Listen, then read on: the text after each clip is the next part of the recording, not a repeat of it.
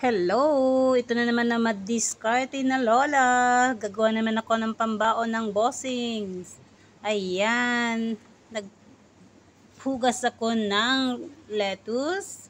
Nagcut ng cherry tomatoes at hard-boiled egg. Kinat ko rin siya sa apat. Tapos yung ating French beans. Luto na yung French beans. And then lalagyan natin ng isang latang tuna.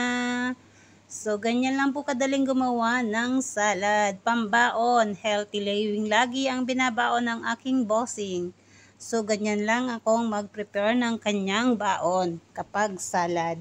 So, syempre, kapag salad, meron din niyang kasamang dressing. Ayan. Balsamic, olive oil, salt, and pepper. So, ayan, i-arrange na natin sa kanyang lunch bag. Una, meron din akong tinidor at kutsilyo. Lagay na natin sa lunch bag yung kanyang baon. Meron din siyang prutas. Syempre, banana ang kanyang prutas today. So, ayan, ready na ang kanyang lunch bag. Ganyan lang akong magprepara ng pambaon ng bossing. Salamat sa panonood at sa aking mga munting dish carte ng lola. Paki-subscribe or follow lang po ako. Thank you!